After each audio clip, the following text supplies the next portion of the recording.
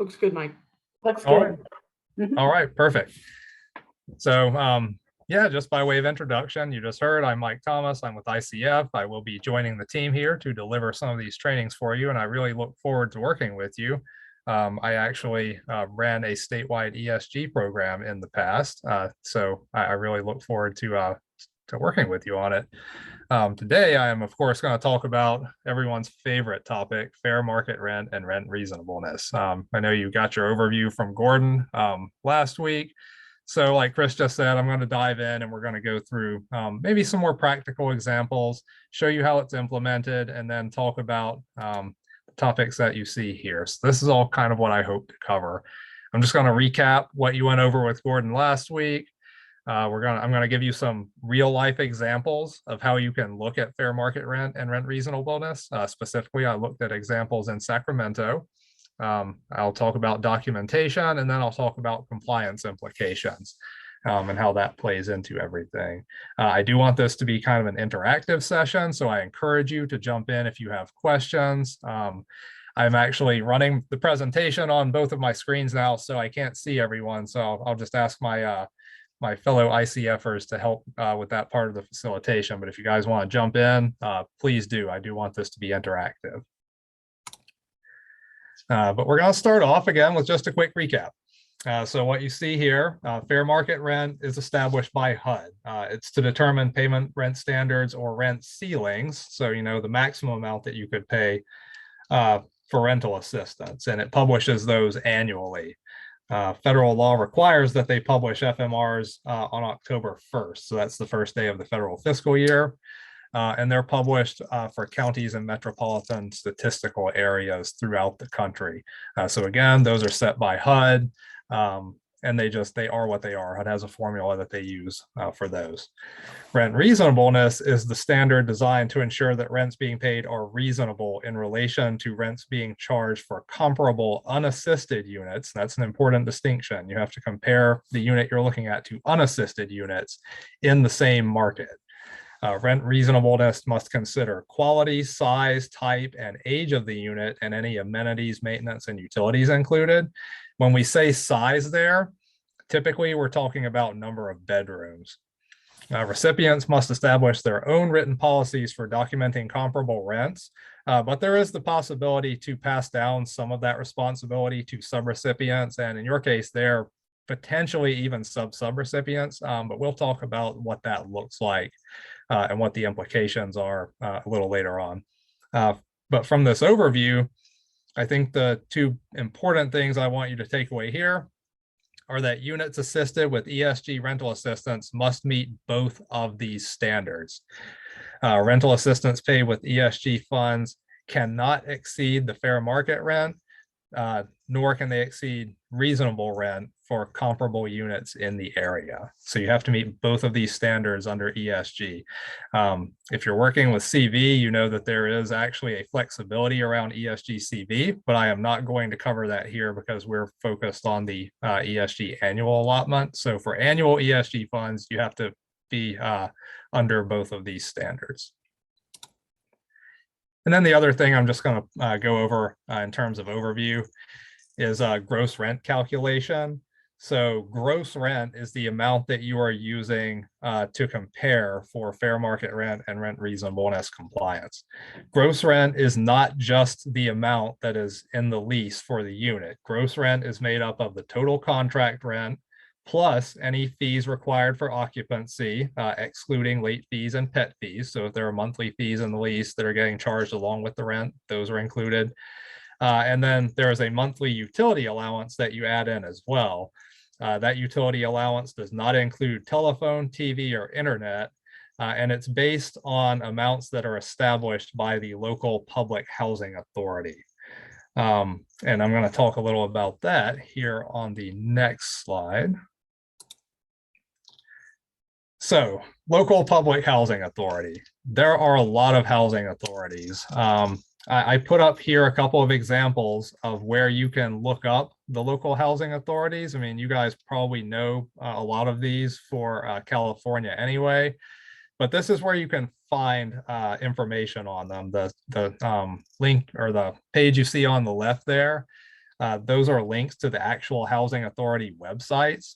And then what you see on the right there is a site that provides contact information for all of the housing authorities should you need to reach out to any of them. But it is really important to understand that you should be doing the utility allowance based on a utility allowance schedule that is put out by the local housing authority. So when I say local housing authority, there are often questions around that. What is the local housing authority? Sometimes there are jurisdictions where multiple housing authorities might issue vouchers. So generally speaking, the primary public housing authority covering the local area would be the one I would recommend using for utility allowances. I pulled an example here that I thought might be applicable in California. So I saw a housing authority for San Diego City and a housing authority for San Diego County. So in that instance, I would suggest a policy saying that the San Diego City Public Housing Authority be used for utility allowance calculations within the city limits, and then the San Diego County Housing Authority be used for calculations outside of city limits, but still inside San Diego County.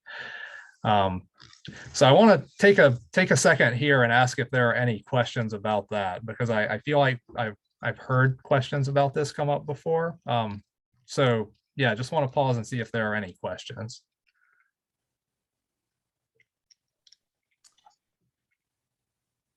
Okay. Well, I don't see any questions in the chat, but I have a question. Yeah. If I'm operating a subrecipient service provider in San Diego City, and I like San Diego County's Public Housing Authority utility schedule better, just in general, is there anything stopping me from saying, regardless of whether I'm in the city limits or not, I'm just going to use the county's utility allowance schedule everywhere? So that is a very good question. And I think my response to that would be it is based upon policy.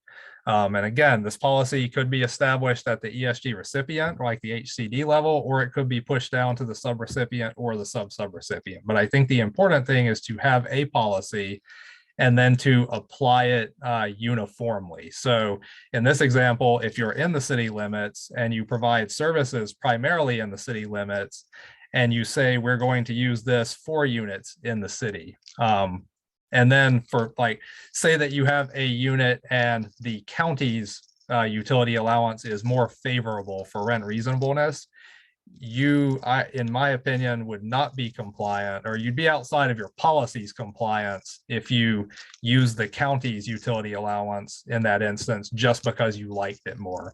So I think my response there would be, the agency should just have a policy for which one they're going to use in what situations and follow that consistently. Yeah, and I completely agree. And I'm really glad that you're hitting exactly as hard on the policy angle as I am.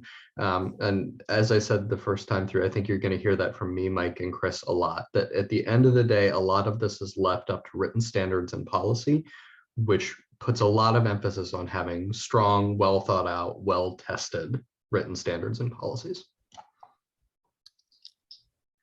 Yeah, agreed. Is there any other discussion items there before we move on? Okay. So this is an example I pulled directly from a HUD document. I just wanted to throw this out there kind of as something to get you warmed up for the more practical examples. I do want to note in here on the second bullet, it says the utility allowance established by the PHA. We're assuming here that that utility allowance was calculated by the case manager and it was using the appropriate local public housing utility allowance schedule. So just want to note that HUD did not put all of that specifically in their example, but that's where you would typically get that. So in this example, you've got a case manager looking to rapidly rehouse a mother and a son. This case manager has identified a 2-bedroom unit at a rent of $1,200 per month, not including utilities. The utilities are the tenant's responsibility.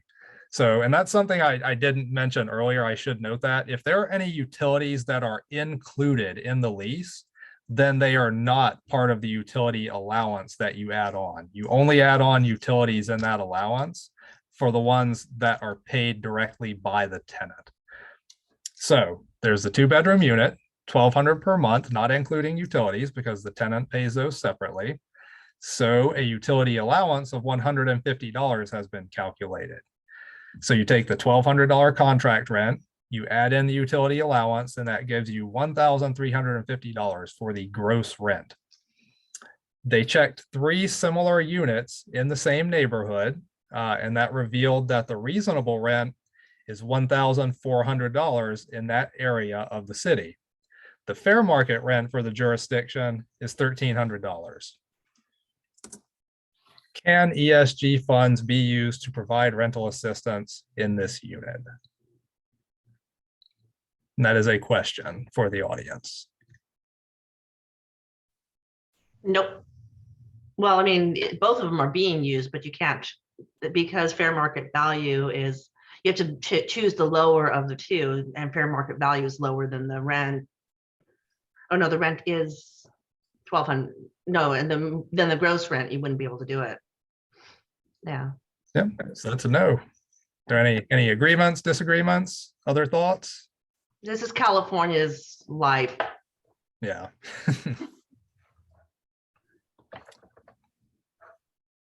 Okay, well, that answer is correct. No, you cannot. You cannot use ESG rental assistance for that unit for that reason. The gross rent exceeds the fair market rent. So while it did meet the rent reasonableness standard, it did not meet the fair market rent standard, and therefore funds cannot be used to assist the family in that unit. So that answer is correct. Just in terms of relating, I do want to point out that there are many places in the country now where fair market rent is an issue. So that is certainly something that's noted in a lot of communities. I'm going to move on to our next slide. So this is a local example. I want to throw out a disclaimer that when I came up with these examples, I did it just based on what I could get from the internet. I do not know the market, nor do I know the geography or the neighborhoods of Sacramento. So feel free to call me out on anything that seems unreasonable in these examples. In fact, I would like for you to, because your knowledge of the local area, it's very important when we think about rent reasonableness specifically. But this is the unit A. This is my first proposed unit that I pulled up in Sacramento. I picked it randomly out of listings. This is a 2-bedroom unit, multifamily. It's a good quality unit, 52 years old, has basic amenities, on-site maintenance, water, sewer, and trash removal are included in the lease. The contract rent for this unit is $1,750. For the utility allowance on all of the units in my examples, I do want to point out, sometimes I could tell if it was electric or gas, sometimes I could not. For the ones where I could not, I just made it up. If they had a picture of an electric stove in the listing, I just assumed that all of the electricity or all of the utilities were electric. So some of this might not be correct, but for purposes of the demonstration, I think they'll get the job done. The utility allowance for this unit was $110. And you can see I broke that out here. It's $19 for gas heating, $4 for gas cooking, $33 for other electric, $14 for air conditioning, $13 for gas water heating, and $22 for another electric charge. I will show you where I got that. So that came out to a gross rent of $1,860. I got all of those utility allowance amounts from this utility allowance schedule. This is from the Sacramento Housing and Redevelopment Agency. All of the public housing authorities do have to have one of these. So that is where I got it. So I wanted you to see that. And if we can take a moment, would it be useful for you if I show you how I actually pulled this up?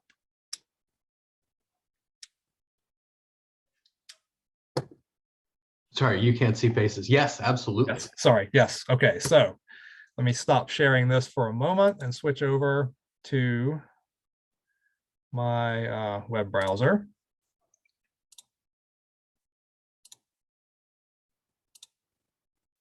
Okay, so I went from this, this is from the screenshot that I showed you earlier. I went from here and I went to Sacramento.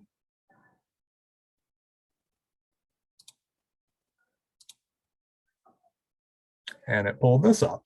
And then I quite simply just went here to their search feature and did utility allowance.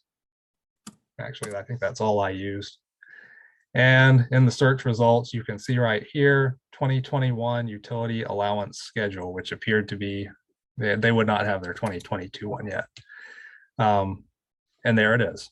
So that is how I got that.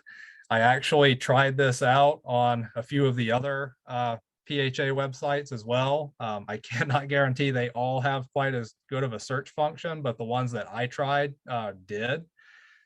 So I think that is a really good way to get started looking for the utility allowance schedules. Most of them will allow you to search it, or they will have links that make it very clear where it's located on their website. If you run into a situation where one does not have this clearly posted or clearly available on the website, that is when you can go here and you can find the contact information for the PHA that you are looking for, and they can guide you how to find that utility allowance schedule. So you can see here contact information for all of the PHAs. That is how I found that utility allowance schedule, though. So you should be able to replicate that anytime you need to find one. Mike, we've got a question in the chat. How often is the utility allowance schedule updated? I believe that is updated annually. Yep. And refresh my memory, does every public housing authority publish it at the same time of year, or are they staggered? That I am not certain on. I don't know if any of our other ICF people on here know the answer to that. I do not know. I seem to recall that they published that they, in theory, are supposed to publish them in October, but in reality, they kind of come out piecemeal. Yeah, I do know that I have seen them come out piecemeal, but I was unsure if there was a specific time when they were supposed to be publishing them. I certainly agree with your assessment, though. I have seen them come out at different times, but they should be doing it annually at some point. Yep. And I think the only thing I would add to that, and I'd love your take on this one, Mike, is that this is another good area for agency policy to step in to say, this is the time of year when we check to see if utility allowances have been updated and swap over whenever we discover one has. And if you're doing that on an annual basis, then it relieves some of the burden if you've got multiple PHA schedules to be keeping track of. Absolutely. And there are some implications around rent reasonableness in general there too. So yes, I'm glad you brought that up, because we're going to touch on that a little later in the documentation part. You are absolutely right. Okay. I'm going to switch us back over to presentation.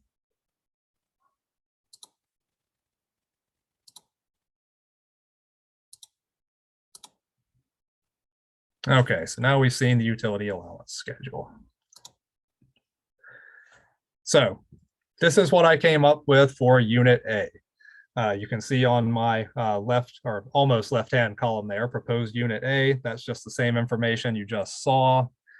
I found 3 units that seemed relatively comparable to me, but again, I know nothing about the neighborhoods in Sacramento. So if you would like to call me out, I would encourage that, simply because it is relevant. It's important that when you do rent reasonableness, you are aware of the neighborhoods and the units that you're using for comps, because they do have to be comparable.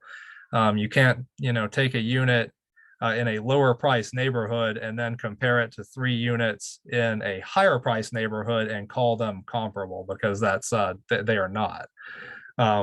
So again, just from what I could pull up on the internet, these were the comparable units that I chose. And so the way I did the comparison here is I took the average gross rent of those 3 units. So you can see the calculations. I'm not going to walk through every line of all of these, but you can see what I did. I made a direct comparison between all of these items. And then on the bottom there, I calculated the gross rent. You'll see that for utility allowance, it is a little different for a couple of them. That is because of the difference between electric and gas utilities. So it's just important to note that when you really are doing rent reasonableness comparisons, you have to be accurate about the type of utilities because it can make a difference. But this is what I came up for these. And so that is example A. So that is rent reasonableness for example A. When we move on to the next slide, this is the fair market rent for the area. So I pulled this up directly on HUD's website, and you can see that I circled there what the fair market rent is. And then I'm also just going to take a second here to do a quick demonstration of where I found that. So if you just let me stop sharing and then switch over to my browser again. So this is the site, the entry site, and there will be a link directly to this site at the end of the presentation. So you will be able to see links to actually all of these things that I'm walking you through here. But if you use that link, or if you just go to Google and type HUD fair market rent, this is where you're going to end up. And you always want to use the most recently published fair market rent. So right now we have 2022 published. Click here, and it's going to ask you where you are. Choose California, and then Sacramento County. It is initially going to take you here. These are small area FMRs. You do not use these for ESG. So when you get here, you want to ignore it and click this link, because what you see here, this is for HCV. For FMR information for other programs, which includes ESG, click here, and it brings you to this. So this, they always list the previous year so that you can see the change in FMR, but the one that you're concerned with is the most recently published one. So that one on the top there is what we're looking at. And we had a 2-bedroom unit, so it was $1,543. So that's where I got the fair market rent. Hey, Mike. Yeah. Just to add just a little bit of nuance to this, because I know this has come up, depending on which year the grant year they're monitoring, the fair market rent could be in a previous year. So if they're, so that's the flag, and why it can, FMRs go back a while on the website to be able to show like how they've changed over time. But depending on the date range of what you're monitoring, you may be looking at a previous year's fair market rent. So Heather, can I jump in here real quick? This is Connie. So I want to be real clear here. So right now we have active 2020 contracts. So my understanding is if I'm reviewing FMR for my active 2020, I would look at the FMR for 2022. That's what we were told a month or so ago. You would look if I'm monitoring a 2018 contract, then I would look back at 2018. It depends on, so it's less about your contract year. It's not about your contract year. It's about when the rent was paid. Okay. So good point. So for our 2020 contracts, they're paying the rent now, right? So we're looking at the 2022 FMR. Correct. For the when we're going to start doing our monitoring, some annual monitoring back to 2018, that's when we're assuming it was paid back in 2018. So we would be looking. Yep. So you need to look at the date of the expenditure, because these, I think Gordon put this in the chat. These rates usually change on October 1st because they go by the federal fiscal year. So you just have to pay attention to when the rent was paid for what price point you're looking at. Okay, thank you. Thanks, Mike.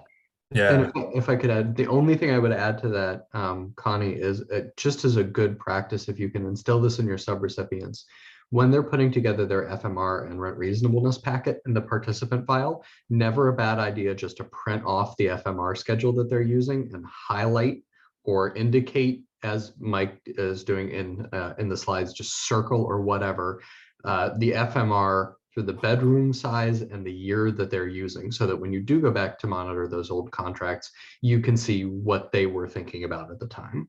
Oh, that's a great idea. Thank you. Yep. Yes, when we say we're going to talk about documentation later, and that was like I used a little bit vaguer language around it, but what Gordon said, yes, that needs to be in files. All right, let me switch back over to my presentation again.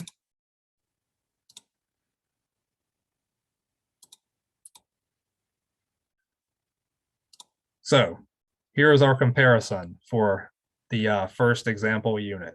Your gross rent was $1,860, your fair market rent $1,543.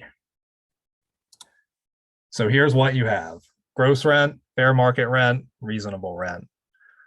Does unit A qualify for rental assistance? Again, question for the audience. Nope. That is absolutely correct.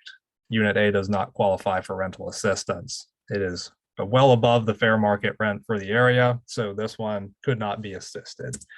So just here's the quick recap.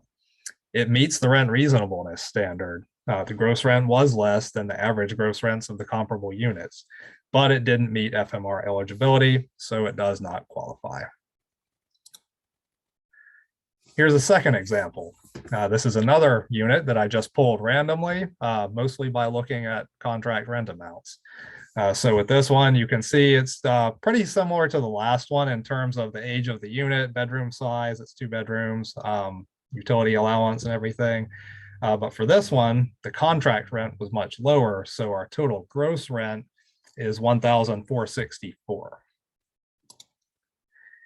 And so this is how it's stacked up against 3 other units that I pulled that appeared to be reasonably comparable.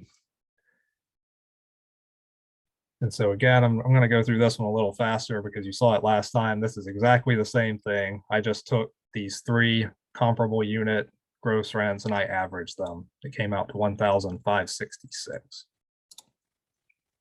Fair market rent was, of course, the same because it was the same area. And so this is what that comparison looked like. And here's what you have. So you got your gross rent there, your fair market rent, and your reasonable rent. Does this unit qualify for rental assistance? Yep. Yep. Yes. Yep, that is correct. Unit B does qualify for rental assistance. Because as you can clearly see, the gross rent is below the fair market rent and the reasonable rent. So since it meets both of those standards, it can be assisted with ESG funds. So those are the examples walking through it. I wanted to do one with a unit that doesn't qualify and one that does. My next slide is where we're going to move on to documentation. But I do want to take a second and pause and see if there's any questions or points of discussion. No questions in the chat, but I do have a question. Sure. What would you consider to be the elements that you would put into quality assessment? So quality good, what does good mean? And what would not good mean? I had a lot of thought around that when I was putting this together because the examples I saw from HUD and other providers had that element. I think it is largely subjective. So, you know, if you're looking at a unit and it's in a newer development and it does not have damages, that sort of thing, that would generally be good in my opinion.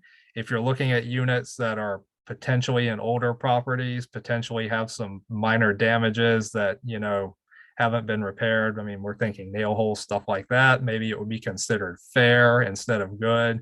But I think there is a lot of subjectivity there. In general, I think you just want to use the standard of would a reasonable person consider this proposed unit to be of a similar quality as this comparable unit. But that's sort of my take on it. That's how I've always implemented that standard. I welcome any of our other TA providers to weigh in there. That's how I've seen it implemented too. I think the only step that I would go further than that is if you're using something subjective like quality as part of rent reasonableness, your policy should define in broad terms, even exactly what Mike just said. Would a reasonable person consider this to be of good quality or not? Number one. But number two, you also want to indicate how quality plays in. So can a unit be considered comparable if it's the same bedroom size, the rent makes sense in comparison, the utilities make sense in comparison, but it's of fair quality rather than good? Does that disqualify the unit as comparable? Can it be included? Does it impact the calculation at the end? And so that's another place for policy to step in and say, this is what we're considering when we look at unit quality. Agreed. Okay. Are there any other thoughts before we move on? Okay, so let's talk about documentation. Files must contain documentation that each unit receiving rental assistance meets both rent reasonableness and FMR. When I say each file, I'm talking about each client file. Anyone with a unit that's being assisted with rental assistance, it should have that documentation in it. Standardized forms are something that can be developed and implemented throughout an ESG jurisdiction. Those will reduce complexity of subrecipient training, because instead of giving them all the nuances of rent reasonableness, you're basically handing them a form and you're teaching them, of course, how to look at comparable units and things like that. But when the documentation is standardized, it of course makes the training easier. It also makes compliance easier, because when you're doing a monitoring visit, you know exactly what you're looking for rent reasonableness or fair market rent. And that's part of the fact that it ensures uniform documentation too. The expectations of subrecipients should be clearly outlined in the ESG recipients written standards. I do want to talk here a little bit about passing that along, though. You can pass that along to subrecipients. You can tell them, since you're a state ESG recipient, you can tell subrecipients that it's their responsibility to develop rent reasonableness policies and procedures. I want to point out that ultimately the compliance aspect of that rests with the ESG recipient. So it is not uncommon to pass along that responsibility. If you do so, you do have to be sure that you are monitoring to ensure that everyone is implementing that responsibility in a compliant way. I pulled straight from HUD's stuff here when I said that it's the ESG recipient's responsibility, but you can pass that along. And that might even be the prudent thing to do, given the way you have your system set up to make the subgrants to the local jurisdictions, and then they do sub-grants. So there's just a couple of layers there to think about, and really think about how you integrate that into your compliance process. I know we talked a little about that. It came up a little yesterday. So does anyone want to ask anything around that while we're on the topic? Okay. Would you, Michael, what are you asking us? Because not everybody's in our meeting yesterday. Yeah, so generally thinking, when you think about developing written standards as they apply to rent reasonableness specifically is what I'm thinking about. So when you think about how a service provider assesses a unit for rent reasonableness, do you have any questions about how that can be developed policy-wise, or like for the process of passing that responsibility down to subrecipients? So are you talking about as HCD writing them, or are you talking about our expectation is that our subrecipient that we've gone into contract with has policies and procedures and written standards for those items that they would pass on to their subs. Okay. And so that's really what I'm asking. If you have any questions around that process or the compliance aspect of it, anything that you'd want to discuss in this space related to that. I can't think of it. We're getting, first of all, we're just starting to get into our monitoring and really start getting our hands around this whole thing. So we probably will have questions down the road. Okay.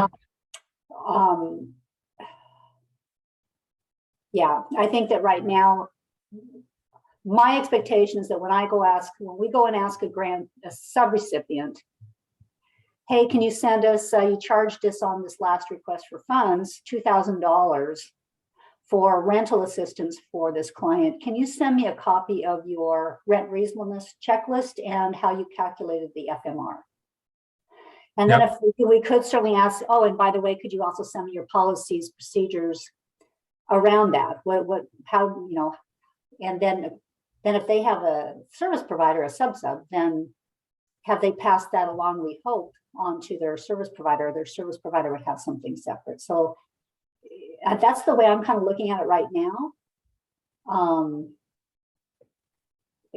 But we'll look for more guidance and help. Yeah, absolutely. And I think in general, that sounds right. Because that is, if you're passing the responsibility along to the subrecipient to develop those policies, then, you have to know that subrecipient's policy in order to determine if their process is following their policy. So I think it sounds like you're approaching it the right way. So yeah, that's really what I was trying to get at, just if you had anything around that, which it sounds like, again, it sounds like you're looking at it the right way at this point.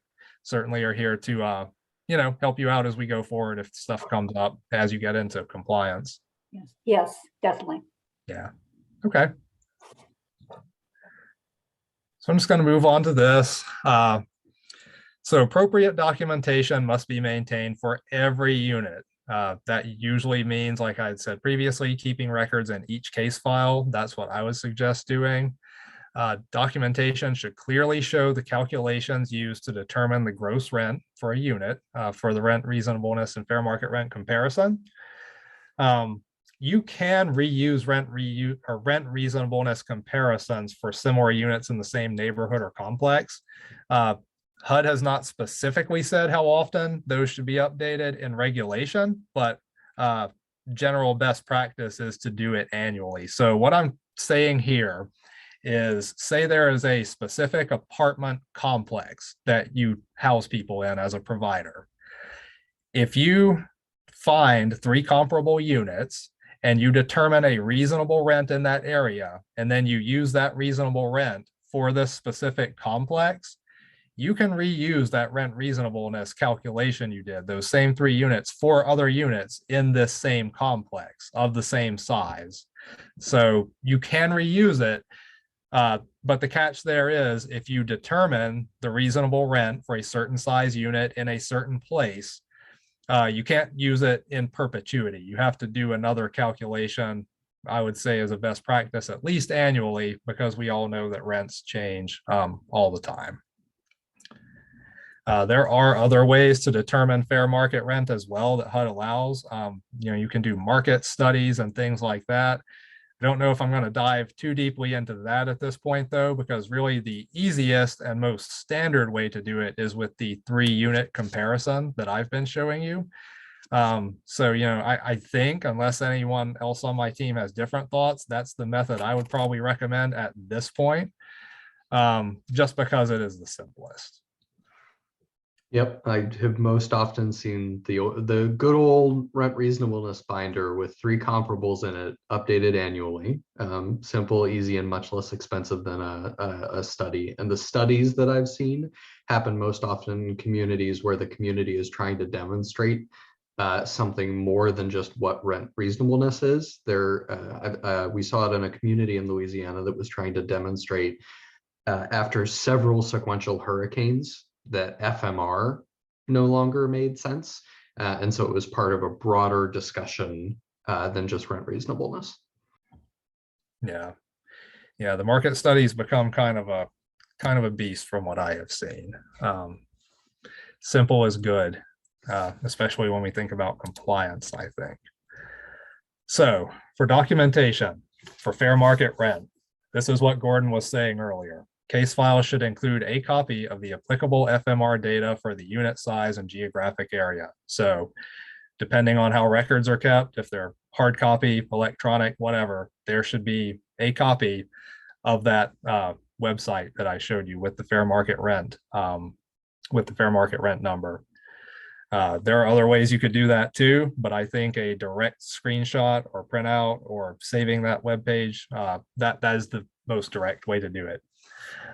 Case files should contain documentation showing that the gross rent does not exceed the applicable FMR. So if you've got a copy of the lease in the case file that shows the rent, you've got some documentation showing how you calculated gross rent from that, and then you've got the fair market rent documentation in there that will cover you on that front.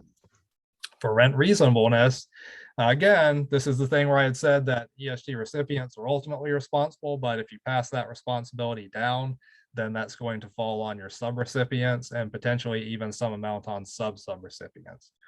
But in any case, for rent reasonableness, the documentation must include the unit's gross rent and evidence of compliance with the established rent reasonableness standard. So if their standard is to find 3 units, calculate the gross rent, and then calculate the average of those like I did, you have to have evidence in the case file showing that. And you could actually do it using something that looks very similar to what I had in the slides before. Or you could develop something that looks a little like this. Or you could even actually use this one. So this is the HUD rent reasonableness checklist. It is not a required document from HUD, but it is a very easy to use document, and it meets the standards for documenting rent reasonableness if you're using the 3-unit comparison method. So you can see on here, this is why I had housing condition, and we had that question around that being subjective, but that's why I had it on there, because it comes from the HUD form. But yeah, you are certainly welcome to use this or develop some version of this that meets your local needs. I wanted to throw it out there as a possibility though, because it is a good tool. It's very simple, and there is a link to it at the end of this presentation.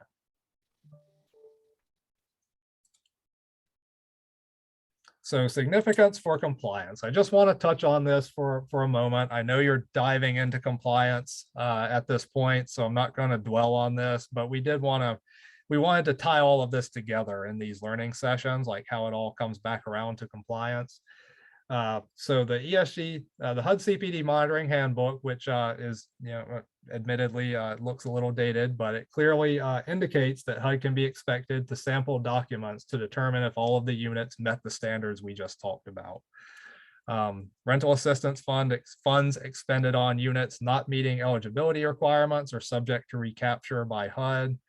If they catch those in monitoring, ESG recipients, again, are responsible for ensuring that all subrecipients and any of their subrecipients comply with the HUD requirements.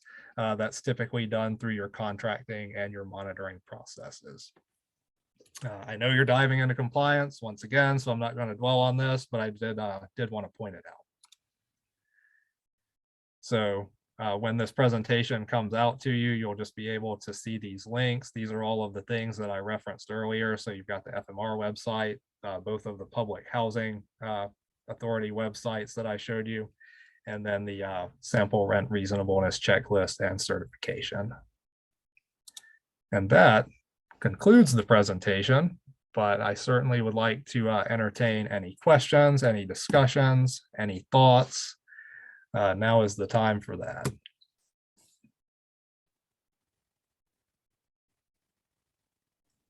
Like, you can stop sharing your screen and we can just let folks see our faces if they want to see them. So I'll go ahead and just start. So for our team, we're starting to request some backup documents for every request for funds we receive. And this is a new process. We're not asking, obviously, we don't have the capacity to ask for everything that comes in our detailed expense reports, but the reps are selecting 2 expense items, mixing it up off of every detailed expense report / request for funds. So these are items that we would, I think, commonly would be asking for a team, which if they've done some rental assistance, you'd want to ask for, copy of a signed lease between the grantee and the landlord, and ask, I think we should start, I'd like to see us, at least this first few months, let's ask for the rent reasonableness checklist and how they calculated the fair market rent. And that sheet that Michael brought up a couple of slides ago, that's what I'm familiar with. I've seen that for years, and that's what our grantees use. So again, it's a great, it's not only just, you know, for us to see, but for us to maybe if there's some deficiencies on it. For example, Tuesday had one that came in from a grantee where they didn't put the size of the proposed unit, but they were comparing it to a two-bedroom units. So that we dug in a little further and found all kinds of things. You know, the sound looks like our sub-recipient, our grantee didn't really know what was going on with their sub-sub. So it's a great opportunity for us to kind of communicate with our grantees that how important this is. They need to fill it out correctly. And then did they crunch the number, you know, did they find the correct FMR? Because it could be very easy to, if you were new in an agency somewhere, nobody's really trained you right, and you went and you thought, well, I'll use this FMR. Maybe they pulled the wrong one. So that's where our job is, to come in behind them and just spot check and make sure that the numbers were crunched correctly. And I think just a reminder that if FMR is X amount, our grantees can't pay anything over that. It can't be supplemented, right? They can't, the client can't supplement that. They can't grab another funding source. It's tough. ESG is really tough with that FMR. And we have some expensive locations in California, especially. And it's a struggle for our grantees. They really have to make those really great relationships with their landlords, trying to get them to bring that market value down so they can house our homeless folks and stay within that FMR. So this is a really important piece that I want to just emphasize to my team, to ask for those documents. And I would like us to be really asking when you're getting rental assistance expenses on our detailed expense reports. Yeah, what I have seen in the other communities I'm working in is that at this moment in time, rent reasonableness, the amount calculated for rent reasonableness tends to be higher than the FMR.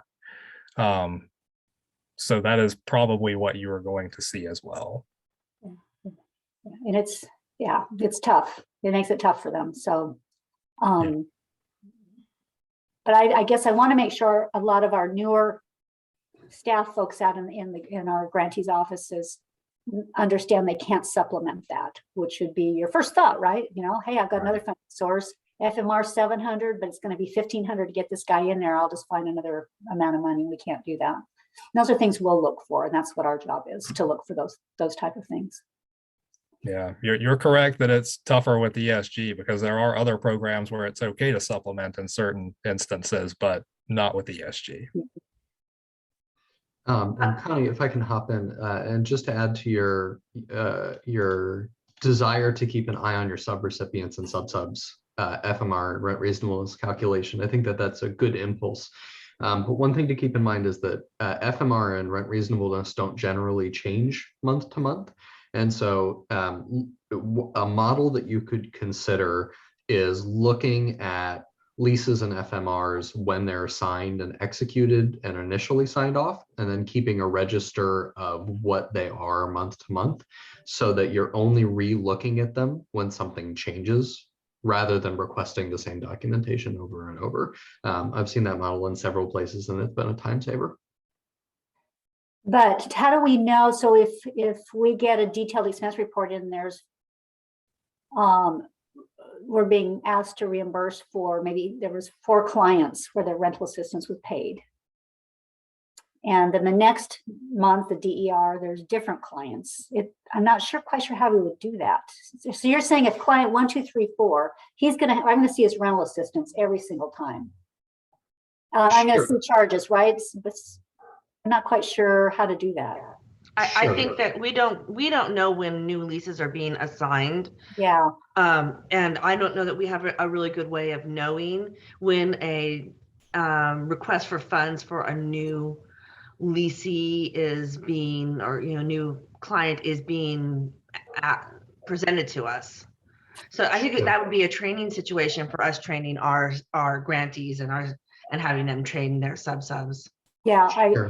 that's a good point, Tuesday. Yeah. And it's certainly a slightly more advanced technique, though I do think it is a time-saving one. You know, ultimately, if your subrecipient's asking you for reimbursement, right, and you're always going to ask for an itemized. We're doing rental assistance for clients A through D, right? A way to handle that is to require the reimbursement request to come with a client register that identifies people by their HMIS IDs, for example. So HMIS ID, unique ID is 1, 2, 3, 4, 5. And then just keep a register on your end, even in Excel, that says last month we paid this, or we've already approved 1, 2, 3, 4, 5 at $1,000. And as long as they keep asking for $1,000, then it's the same lease, it's the same HAP, housing assistance payment contract. And if the number changes, then you ask for new backup documentation. Or if they add a new HMIS ID, then you ask for new backup documentation. But if you've already got the register and you've already checked it out, then that cuts down on what your folks are reviewing. And I mentioned this only because I've seen several ESG recipients get lost in terms of staff time on reviewing this particular piece of backup documentation. No, it So- makes total sense. We would just have to sit down and figure out as a team a process to, you know, like my initial thought is each rep would have to keep their own little spreadsheet for their, you know, each of their grantees, which is possible. Yep. And then they could check it that way. So that's something that we could develop together over time as a team. I think it's a great suggestion.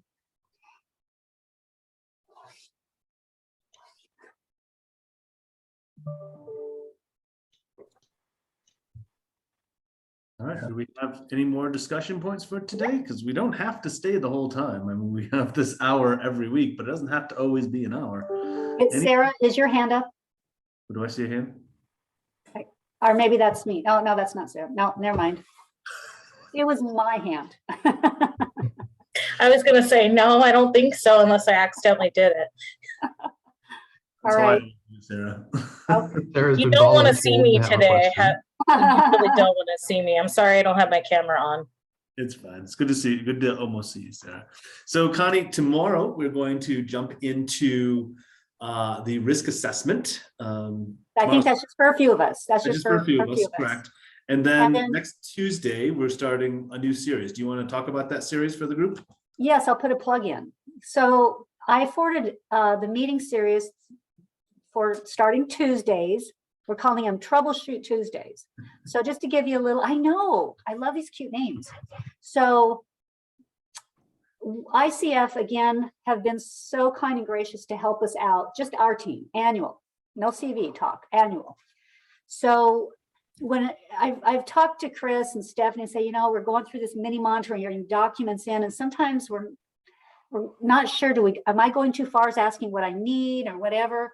So Chris said, well, why don't we have some weekly meeting and we can go through and troubleshoot some of this stuff.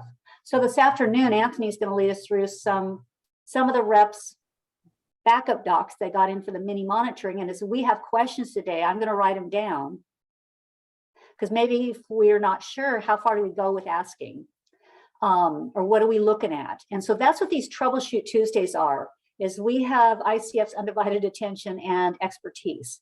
So team, I really mean it. As you come across and you're getting documents in and you're not sure, well, I don't know what I'm looking at. What is this right? Is it enough? This looks weird to me. I'm not sure. We're doing group reviews every Thursday. I wish we could do more. So we're not gonna be able to get through every single mini monitoring doc you get in. So this is a great opportunity. So please keep a log as you get these questions in. Let me know, and so I can send them to Chris and the ICF team that's going to help us so they can kind of prepare. But that's what Troubleshoot Tuesday is. It is for us to help us think through these things. Tony has offered, maybe we should call them Tuesdays Trouble. I was thinking of Trouble on Tuesdays as well. I also started thinking about, should we name this Thursday something? I don't know. We can always do cute names if y'all want. But it is a great opportunity for us to learn and to make sure that, you know, as we kind of hear how you're working through things, make sure that our Thursday sessions are pointed directly at those topics as well. Gordon, can you remind me what next week's session is on? I think I remember, but I can't remember. Next week's Thoughtful Thursday next week. It's just a terrible name. Is on personally identifiable information. We're doing a combined overview and then a little bit of a Q&A at the end over how to manage the entire spectrum of what's your involvement with PII, what are your subrecipients' involvement, and how do you monitor against, respond to, react, and secure it. Yeah. Yeah, PII. So this is a really important topic. And I think you'll note that yesterday, Tuesday, we were looking at the files from Riverside. There was a client name there, which is PII. And how should we properly handle that? I think that's a real world example of what Gordon's going to talk about next week. Connie? Yeah. And just lastly, it looks like we're going to be having pretty soon here a SharePoint site that we'll overcome some of this, right? We hope. So we'll talk more about that also. Okay, cool. All right, guys, thank you for your time, and everybody have a good lunch, and we'll see you all at 1. All right, appreciate it. Okay, thanks. Bye-bye.